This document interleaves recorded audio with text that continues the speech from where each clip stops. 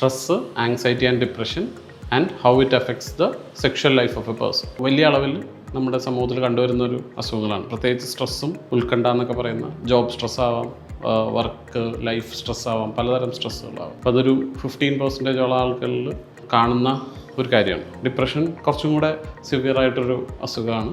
അതെങ്ങനെയാണ് നമ്മുടെ സെക്ഷൽ ലൈഫിനെ ബാധിക്കുന്നത് എന്നുള്ളത് 2 രീതിയിലാണ് ഇതിനെ കണക്കാക്കേണ്ടത്. ഒന്ന്, സ്ട്രെസ്സും ഡിപ്രഷനും നമ്മുടെ ബന്ധങ്ങളിൽ വളരെയധികം ബുദ്ധിമുട്ടുകളുണ്ടാക്കും. മാരിറ്റൽ ലൈഫിൽ വളരെയധികം ബുദ്ധിമുട്ടുകളുണ്ടാക്കും. അതായത് ഭാര്യയും ഭർത്താവും ഭാര്യയും തമ്മിലുള്ള റിലേഷൻഷിപ്പിൽ വല്ലാത്ത വിള്ളലുകൾ വീഴ്ത്തും. അത് തന്നെ സെക്ഷൽ ലൈഫിൻ്റെ ഹിൻഡ്രൻസ് ആയിട്ട് വരും. രണ്ടാമത്തെ കാര്യങ്ങൾ, ഈ അസുഖങ്ങൾ ഫിസിക്കലി പോലെ തന്നെ മെൻ്റലിയും കുറേ ബുദ്ധിമുട്ടുകൾ ഉണ്ടാക്കുന്നതാണ്.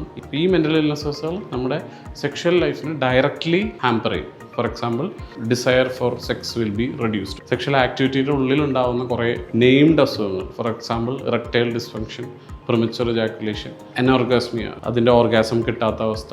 ഇതിൻ്റെ ഒരു അടുത്ത സൈക്കിൾ എന്താണെന്ന് വെച്ചാൽ, ഈ സ്ട്രെസ് കൊണ്ട് സെക്ഷൽ ഇഷ്യൂസ് ഉണ്ടാകുന്നു, ഈ സെക്ഷൽ ഇഷ്യൂസ് അടുത്ത സ്ട്രെസ് ആവുന്നു. അപ്പോൾ നമ്മുടെ ഓൾറെഡി ഉള്ള സ്ട്രെസ്സും ആങ്സൈറ്റിയും ഡിപ്രഷനും കൂടുന്നു. അതുകൊണ്ടുണ്ടാവുന്ന മറ്റ് ഇഷ്യൂസ്, അത് കുഞ്ഞുങ്ങളുണ്ടാവാത്ത അവസ്ഥ, അത് പിന്നെയും സ്ട്രെസ്സിനെയും നമ്മുടെ ക്വാളിറ്റി ഓഫ് ലൈഫിനെയും വളരെയധികം മോശം ഒരവസ്ഥയിലേക്ക് മാറുകയാണ് ചെയ്യുന്നത്.